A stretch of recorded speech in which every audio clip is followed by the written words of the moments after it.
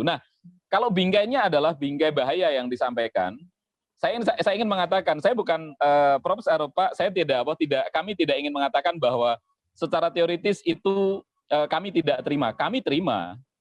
Tetapi kalau yang dimunculkan ke kami adalah bahaya,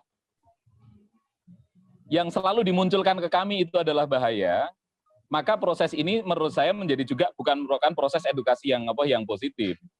Saya justru lebih mendukung dari awal, dari 2 tahun yang lalu, saya mendukung secara pribadi dan juga di masyarakat, di teman-teman kami itu, bagaimana mengedukasi masyarakat tentang pengetatan prokes secara terus-menerus itu, dibandingkan dengan proses-proses yang lainnya. Jadi kalau saya ditanya apakah saya menggunakan masker dimanapun tempat saya berada, saya menggunakan masker, misal begitu. Itu karena juga menjadi bagian dari kepedulian kami. Bukan berarti, kalau misal kata tadi, transportasi yang kami bisa gunakan itu adalah bis umum. AKAP misal begitu ya, antar kota, antar provinsi. Kalau tadi yang dinyatakan aman itu adalah masker harus N95 barangkali gitu, yang itu adalah merupakan masker medis gitu. Saya rasa juga masyarakat akan juga keberatan karena harganya juga itu lebih mahal dibandingkan dengan masker yang biasa. Nah, sekarang bisa nggak kalau kita bolak-balik lah gitu ya.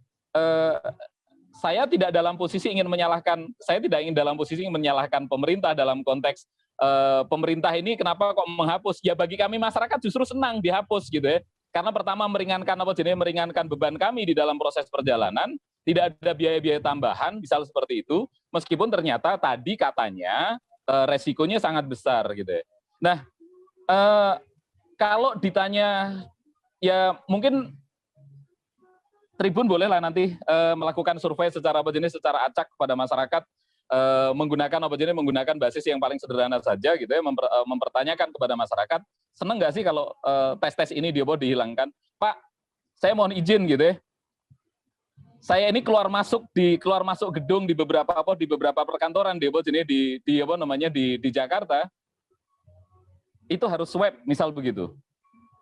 2 hari harus 2 kali karena dianggap yang kemarin tetap aja tidak berlaku, harus yang hari itu dikeluarkan oleh tempat di mana saya harus masuk, misal begitu.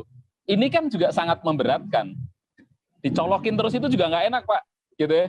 Dicolokin terus hidung itu juga nggak enak gitu ya. Berhari-hari harus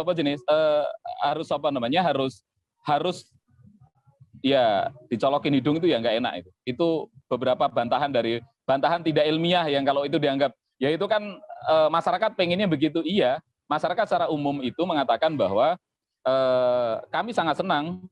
Kami secara umum saya ingin mengatakan kami senang pencabutan PCR, tes ini tidak lagi membebani kami. Toh faktanya sampai hari ini saya cukup meragukan bahwa tes PCR dan swab ini memang digunakan sebagai proses tracing yang benar. Gitu ya. Kalau itu dipakai untuk tracing yang benar, seharusnya di tempat-tempat publik, di semua tempat publik, itu harusnya ada fasilitas itu. Toh hari ini juga nggak ada. Di mana yang ada? Yang ada adalah penyelenggara secara independen, tempat-tempat untuk proses pelaksanaan swab atau PCR itu. Semua orang berlomba kan sekarang juga. Gitu. Nah, siapa yang bertanggung jawab misal kayak kasus kemarin, kayak kejadian beberapa bulan yang lalu, swab-nya belum dilakukan, hasilnya sudah keluar, misal begitu ya.